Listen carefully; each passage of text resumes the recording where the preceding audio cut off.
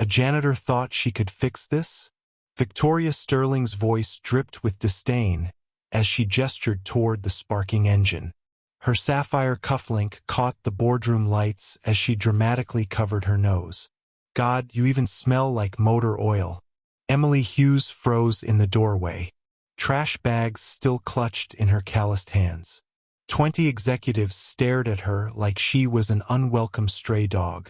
Victoria stood up, her emerald Louboutin heels clicking against marble floors. She walked to Emily, close enough that she could smell her expensive perfume mixed with contempt. Here's a deal. Maintenance boy, fix this £2 million engine that Cambridge engineers couldn't repair, and I'll marry you right here. She snapped her fingers inches from her face. When you fail and you will, security will escort you out permanently. The room fell silent. £50 million in contracts hung on this broken machine. Has anyone ever been dismissed so completely that someone bet their reputation they'd fail? Tech Titan Industries rose from Manchester's bustling media city like a glass monument to innovation.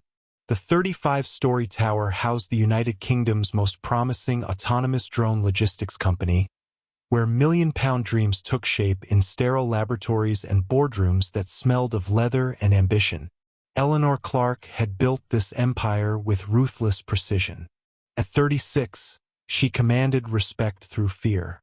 Her auburn hair always pulled into a sleek chignon, her suits tailored to intimidate. The tech world called her a visionary. Her employees whispered different words behind closed doors. The company's crown jewel sat broken on the executive conference table. A revolutionary quantum-guided turbine designed to power their fleet of cargo drones. This wasn't just any engine. It represented 3 years of development, 51 patents, and the engineering dreams of Britain's brightest minds. The machine could theoretically power drones with 91% efficiency, revolutionizing last-mile delivery overnight.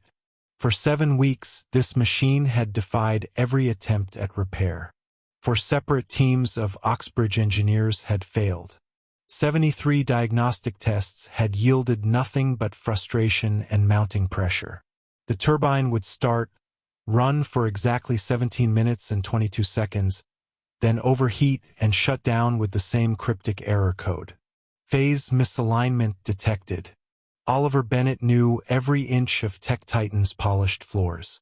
For 5 years, he'd pushed his maintenance cart through these halls, invisible to the executives who stepped around him like furniture. His official title read Operational Analyst, but everyone knew the truth.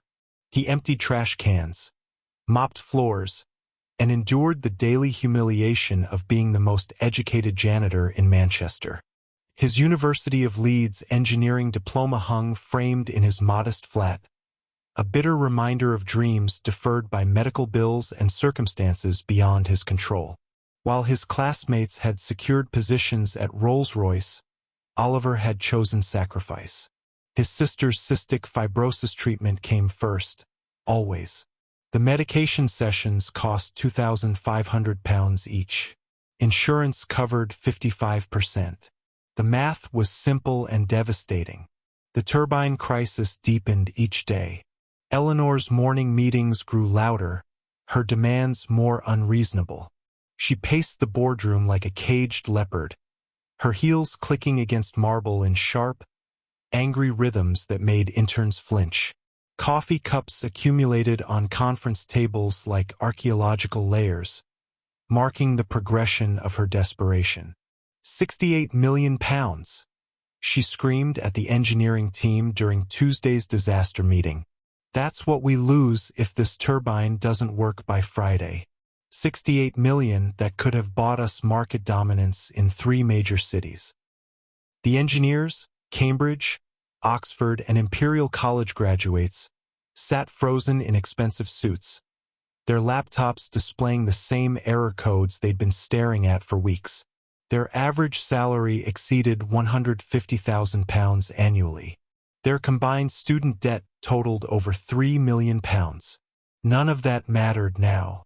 The turbine's AI system refused to communicate properly with the mechanical components. Every time they thought they'd found the solution, the machine would overheat, smoke, and shut down. Team leader Sophie Harrison, Cambridge class of 2020, had dark circles under her eyes that makeup couldn't hide.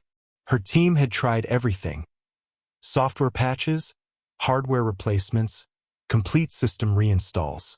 They'd consulted with aerospace engineers from Bristol, AI specialists from Edinburgh, even brought in a druidic consultant after someone suggested the office energy might be interfering with the machine. Eleanor's eyes swept the room like searchlights, hunting for someone to blame. "Maybe we have too many people who don't belong here," she said, her gaze lingering on Oliver as he quietly replaced the water pitcher. "Dead weight that's dragging down our entire operation." The comment hit its mark. Several engineering team members glanced at Oliver, their expressions ranging from embarrassment to barely concealed agreement. Amelia Patel from Oxford shifted uncomfortably. She'd worked 14-hour days for 8 weeks and couldn't solve the problem. Yet somehow the suggestion that a janitor might be the weak link made twisted sense in their exhausted minds. Oliver pretended not to hear. He'd learned that invisibility was survival in this place. But his engineering mind couldn't stop analyzing the problem. Late at night, when he mopped the boardroom floors, he'd study the turbine's blueprints left scattered on the table. The technical specifications told a story that the engineers seemed to miss. The turbine was built in Germany using metric measurements, but the AI calibration software was developed in California using imperial units. A simple conversion error could create cascading problems. The pressure mounted like steam in a closed kettle. Security footage from the previous week showed Eleanor deliberately scheduling Oliver's cleaning duties during important investor meetings. She'd point him out to potential partners, her voice carrying just loud enough for him to hear. "We believe in giving everyone opportunities, even our maintenance staff." Her tone suggested charity rather than employment. Email chains revealed worse. Internal communications referred to him as the cleaning guy, despite his official analyst title. Messages discussed his inevitable termination as a cost-cutting measure. One particularly cruel thread, initiated by Eleanor herself, speculated about whether he could even read the company directory. HR manager Liam O'Connor had participated, adding laughing emojis to comments about Oliver's limited vocabulary. The whispered conversations were equally brutal. Employees discussed his presence like an unfortunate necessity, a corporate diversity checkbox that management tolerated but didn't respect. "At least he's quiet," one marketing director had said.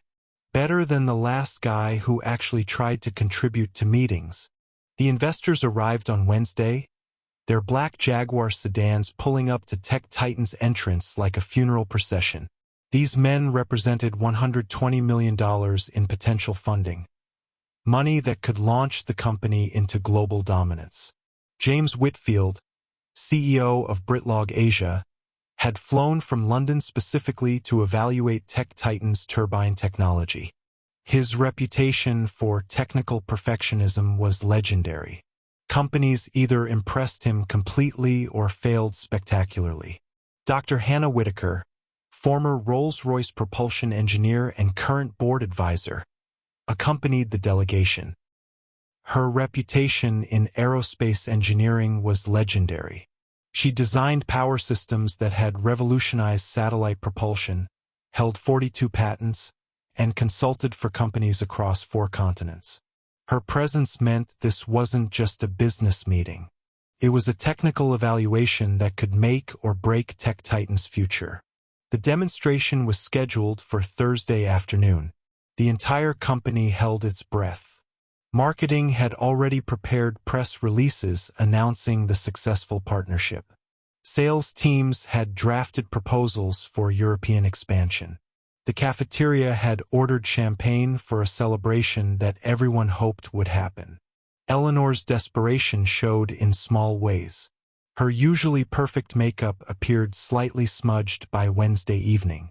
Her assistants scoured through hallways carrying endless cups of coffee and stress management supplements. The executive bathroom had become her private screaming room where she unleashed frustration that couldn't be displayed in public. Security guards reported hearing muffled shouting and the sound of expensive heels kicking metal trash cans. Meanwhile, Oliver continued his invisible existence. He watched engineers work 18-hour shifts, consuming energy drinks, and making increasingly wild theories about the turbine's problems. They blamed software conflicts, hardware incompatibilities, even electromagnetic interference from the building's Wi-Fi network. One desperate engineer suggested that the office's druidic charm might be disrupting the machine's electronic harmony. But Oliver heard something they didn't. During his late-night cleaning sessions, when the office fell silent, he'd pause near the turbine room.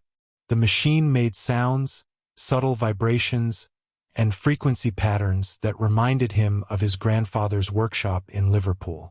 Every engine had its own voice, Thomas Bennett had taught him. You just had to know how to listen. This turbine's voice sounded strained, like it was fighting against itself. Thursday morning brought chaos. The final diagnostic test had failed spectacularly, filling the boardroom with smoke and triggering the fire suppression system. Engineers stood dripping wet, their expensive laptops ruined, their reputations hanging by threads thinner than spider silk. The smell of burnt electronics mixed with chemical fire suppressant created an atmosphere of defeat that permeated the entire floor. James Whitfield watched the disaster unfold with British stoicism, his expression revealing nothing. Dr. Whitaker took detailed notes, her pen moving in sharp, precise strokes.